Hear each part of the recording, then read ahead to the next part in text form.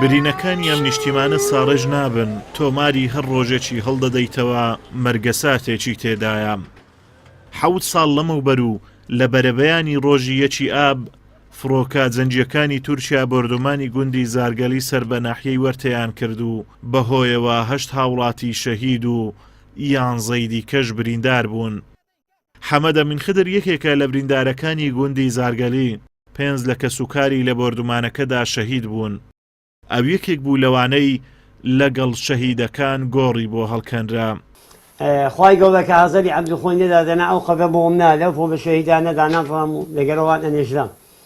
ئەو قەبەی کە ئێستا لەسەری دانیشتمە ئەو قەبی بابمە بۆ من هەڵخەنابوو. ئەم هاوڵاتیە ئێستاش باری تەندروستی ناجێژیرە و دەڵێت حکوومەت بەهانامانەوە نەهاتووە.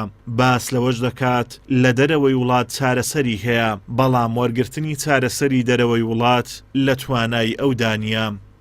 وەداوەکان حکوومەتیێرین کوردستان یعنی کە بەڕێم کا بۆ دەرەوەی وڵات عیلاج مەکرێ چکە ئێستا ئەلەو ژێسەنەکەم پاسەیەشی تێدا ئێستا ئەوەندا شەوانە ئازارن زۆرە.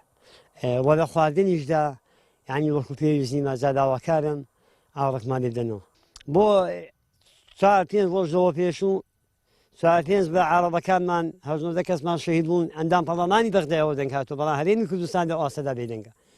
بۆ ئێمەش ئینسان نینە، حەق خۆمان نییە. بردومانەکەی گوندی زارگەلی لە بەرەبەیاندا بوو. فڕۆکە جەنگیەکانی تورکیا لە ماوەی کاتژمێرێکدا 3 جار هێڕشیان کردە سەرگوندەکە.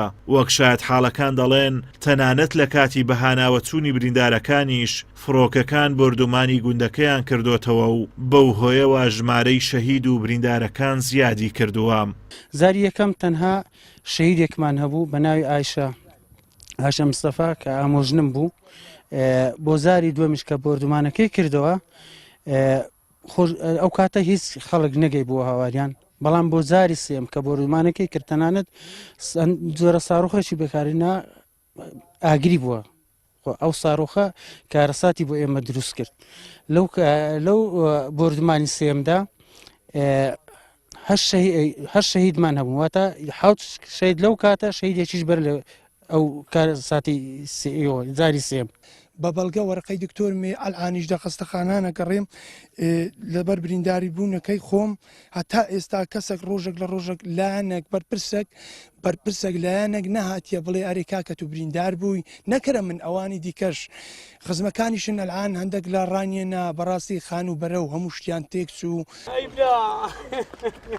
دوای 7 ساڵ لە بردومانی گوندی زارگەلی تا ئێستاش ئاسەواری کارەساتەکە دیارە و گوندەکە چۆڵ بووە. سەرباری ئەوەی کە سوکاری شەهیدەکان قەرەبوو نەکراونەتەوە و بریندارەکانیش چارەسەری پێویستیان بۆ نەکراوە و هەندێکیان تا ئێستاش باری تەندروستیان ناجێگیرە.